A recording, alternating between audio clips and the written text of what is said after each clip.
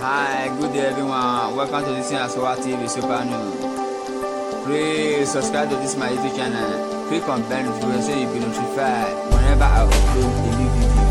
Follow me on Instagram and Twitter as well as Dickson ASoah TV Super News. Thanks. Welcome to Dickson ASoah TV Super News. In this video, shall be looking at how to construct pool. You can call it swimming pool. This can be accomplished if you're willing to do most of the work yourself. Now I will take you through my process, step by step, on how I constructed it, along with a cost breakdown. Step 1. I hired a backhoe to excavate my backyard, digging up a section slightly larger than the pool dimensions. The pool's deep end is positioned on the downhill slope for easy drainage. Step 2. I installed 4 posts, one at each corner. The posts need to be absolutely vertical and very solid. Then, using a simple laser level, I marked exact level lines near the bottom of all 4 posts. Next, I marked a 1-inch increment on all posts all the way up to the top. Step 3. The floor drops about a foot from the shallow end of the pool to the deep end.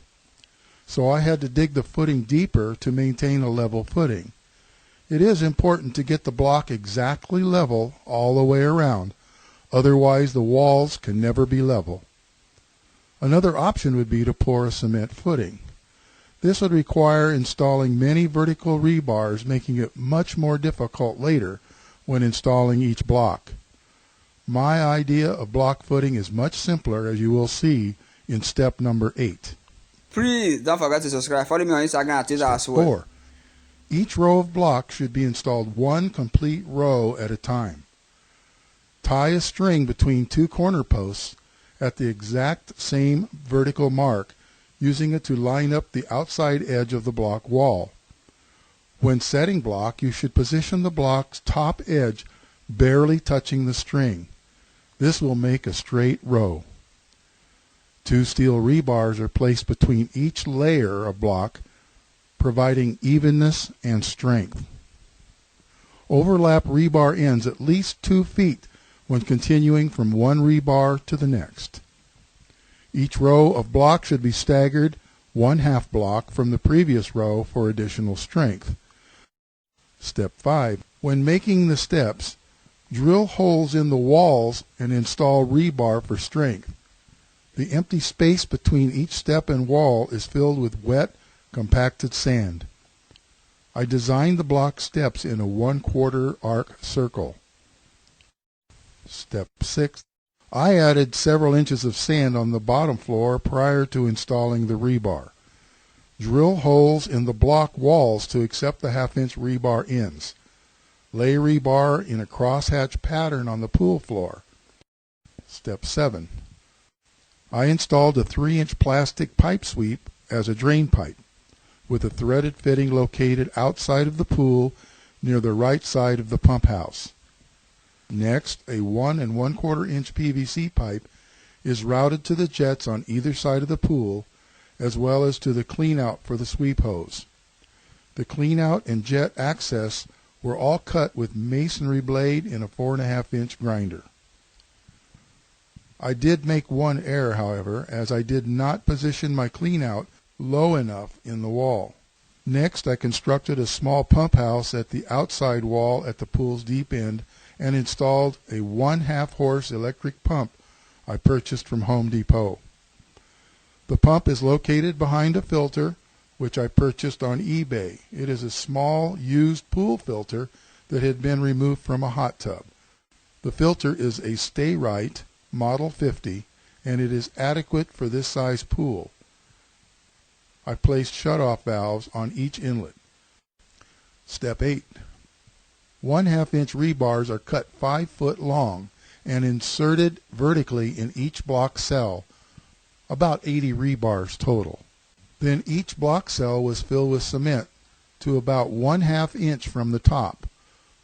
A plastic pipe or metal rod was used to massage up and down in the cement while filling block to be certain of no air gaps.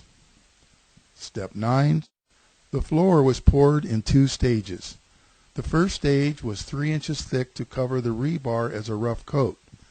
Next, a second coat, 2 1/2 inches thick, was poured afterwards for additional strength and smoothness. Step 10. I made 2 simple wood forms that were used to pour the coping at the top.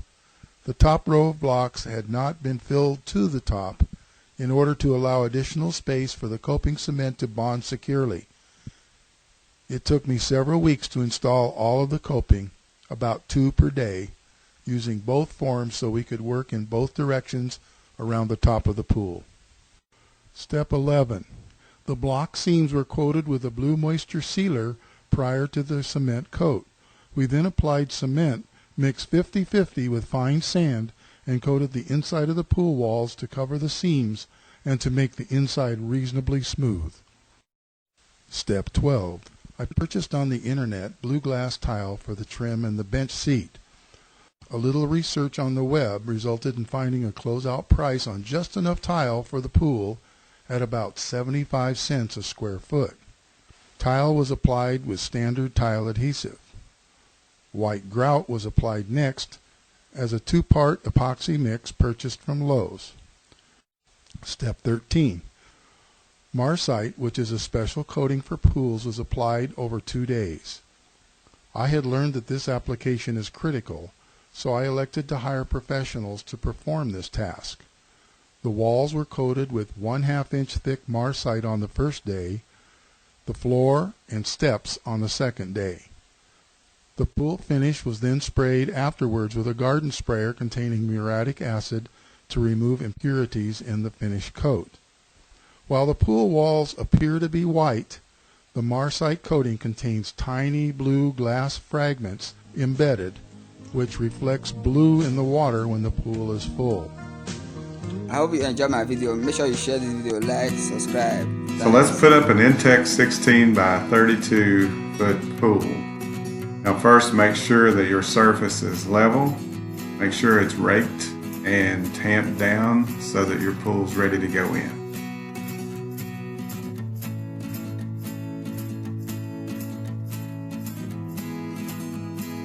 Next, lay your canvas down that comes with your pool.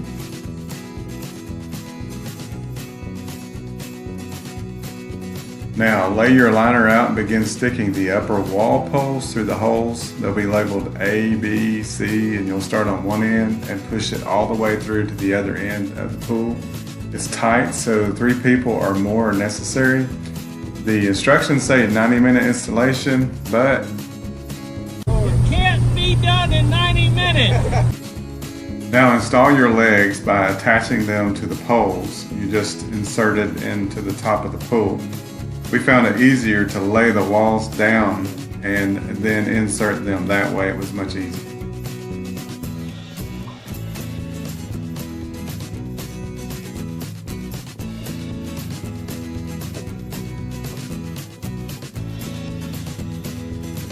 Now each leg has a sleeve that slides over the leg, and then that sleeve attaches to a sleeve that's connected to the bottom of your pool liner.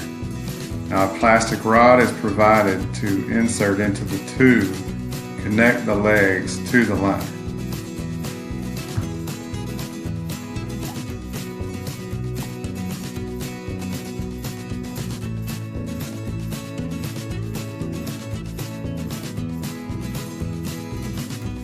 Now it's very important to put your pool legs on a concrete block that's been leveled. One will go under each leg, so of which there are 24 legs on the 16 by 32. So plan on having 32 small concrete blocks and leveled out for each of those legs.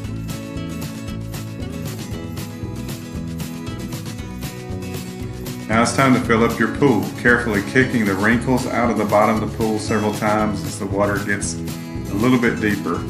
I do that several times to get those wrinkles out.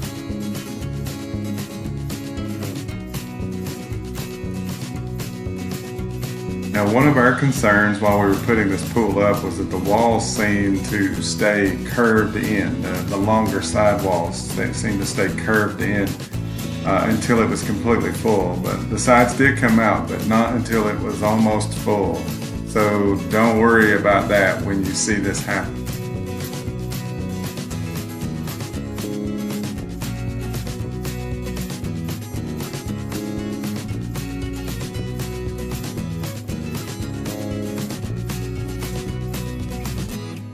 Hey, next, if you haven't already, install your filter at the pool level and then go enjoy yourself. So you may have come across this video and wondered why there's a hole in the ground. Well, you'll have to check out the video link provided right here on a project where we lowered our above ground pool to ground level. Thanks for watching, guys. Thanks for watching this is ASoah TV. Super, please subscribe. Choose.